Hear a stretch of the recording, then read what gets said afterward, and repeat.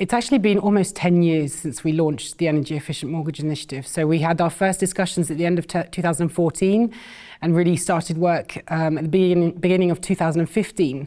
And absolutely, as you say, in that time, there has been a huge amount of change in all of the areas that you mentioned.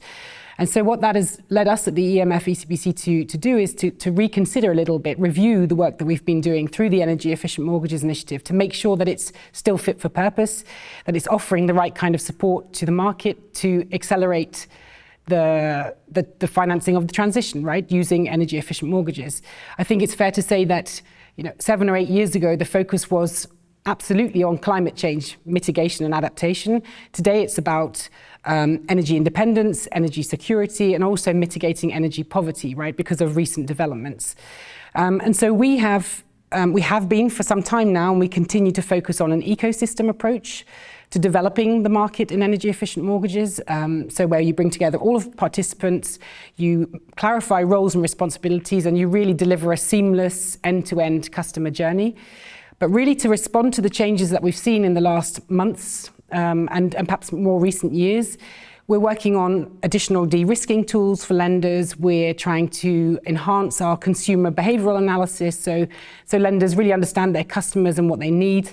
We're looking also at better and more ESG-focused disclosure compliance mechanisms through the covered bond label, the energy efficient mortgage label.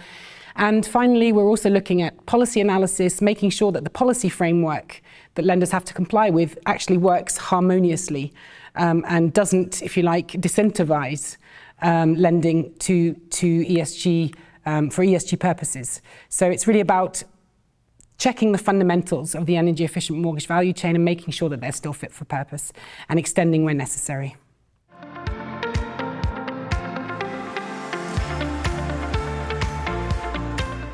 Yeah, I mean, the Energy Efficient Mortgage Initiative has put us in a position to be able to share, I suppose, our understanding, our analysis, our tools, the benefit of our network with a global market, right? So we've had 7 or 8 years of experience in developing a market in energy efficient mortgages, accelerating the development of that market.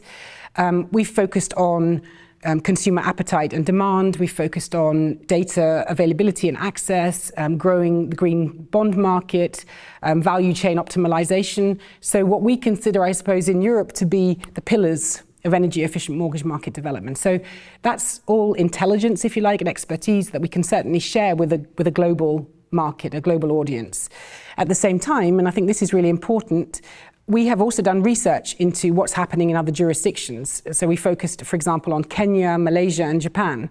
And what we realized was that there's enormous amounts of expertise and best practice in those markets, which can be shared with other global jurisdictions. So it's really a kind of two-way flow of information. I don't think any of us have all of the answers. So it's really about supporting each other. And we happen, from the Energy Efficient Mortgage Initiative perspective, to be able to support in the green mortgage space, right? I think that we're all on a journey. The journey doesn't necessarily have the same starting point and not necessarily the same rocks along the road, but inevitably many of the same issues will arise, and they are arising. And so if we can share intelligence around how to address those and how to optimize processes and systems, etc., then that's got to be in everybody's interest. And so we're very committed to facilitating that.